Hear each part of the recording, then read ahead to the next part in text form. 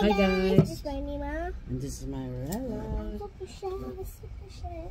Yeah, for today's kwentuhan, I have a secret surprise question for Rella. Here's my question, What? so we can check how smart she I am is. smart. Oh, smart. All kids are smart. You were born smart. Okay. So here's my question. What do you think is what's one thing that makes you sad?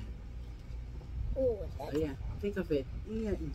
Alam ko marami, all of us people, there's a time that we're sad, there's a time that we're happy. when I know that there's a lot of meaning, but just give me one reason. Huwag ka nang mag-move. When my nanay died, I'm so sad. She cooks the best food Wow, talaga alam ko.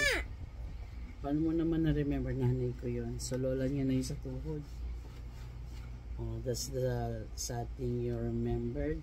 You were only 3 years old ka lang nun. Mga 3 years ago nung namatay si mother.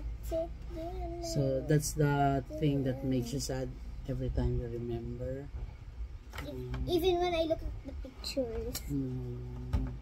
So, but I always remember you must be happy now because she's now in Peace.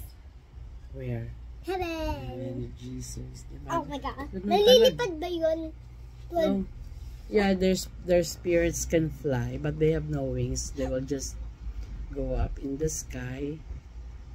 But they have no wings, only their souls or spirits go up.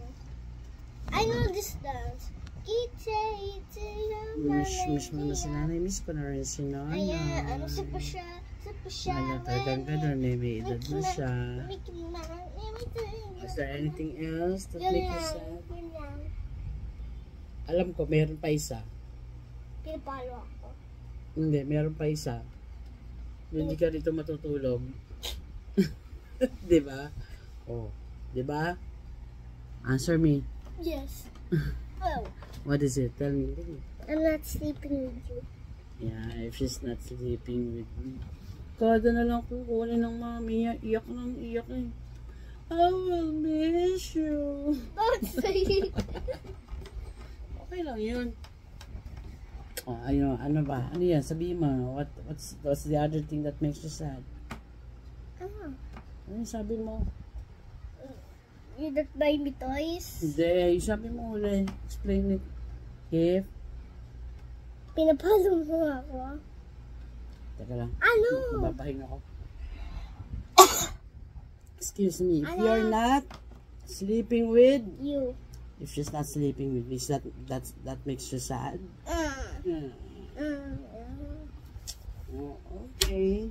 Sagot na ni Rella. Thank you for answering my question. That's, yun nga, pag naalala niyo si nanay. I see. 3 years old ka lang nun eh. Matatanda na yan. Okay, that's all for today. Thank you for watching. Bye. Bye.